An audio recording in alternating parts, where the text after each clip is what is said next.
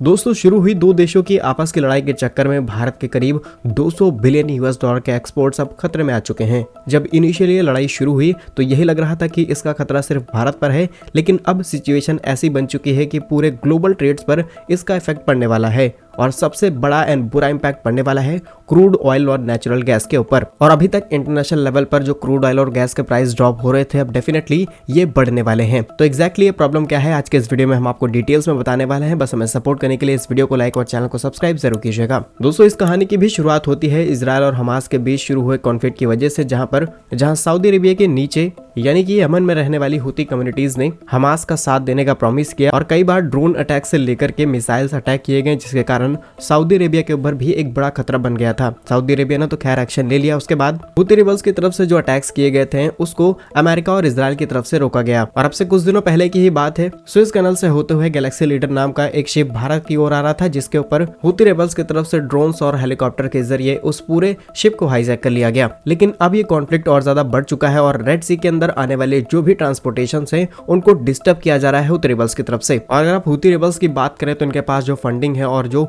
Force को लेकर के एडवांटेजेस हैं, ये कहीं ना कहीं ईरान जैसे देशों से फंड किए जाते हैं। लेकिन आज जो एक मेजर डेवलपमेंट नोटिस की गई है वो ये है कि ब्रिटिश पेट्रोलियम नाम की कंपनी, जो कि इंडिया में भी अपने ऑपरेशंस रन करती है, इन्होंने भी डिसाइड किया है कि अब इनके जो भी ऑयल कार्गोज हैं वो सुएज कैनल से होकर के नहीं आएंगे, बिकॉज यहाँ पर हुती रिबल्स लगातार अटैक्स कर रहे हैं। और ये सिर्फ एक कंपनी नहीं है, बल्कि मल्टीपल ऐसी कार्गो कंपनीज हैं जो ऐसे ही डिसीजंस ले रही हैं और अपने रूट्स को डाइवर्ट करने जा रही हैं। अगर आप दिखाया जा रहा है मैप के हिसाब से देखें तो इंडिया को यूरोप से कनेक्ट करने वाला जो शॉर्टेस्ट रूट था वो ये था कि हम डायरेक्टली सुएज कैनाल से होते हुए यूरोप को कनेक्ट कर सकते थे, जो कि रूट करीब 11,600 किलोमीटर का था और यहाँ पर डिस्टेंस कवर करने में करीब 14 से 15 दिनों का वक्त लगता था। लेकिन अगर यही रूट अटलांटिक ओशन के थ्रू आता है और जो डॉटेड लाइन आप देख पा रहे हैं, ये रूट करीब 19,800 किलोमीटर का है और यहाँ पर जो डिस्टेंस ट्रेवल का टाइम है वो करीब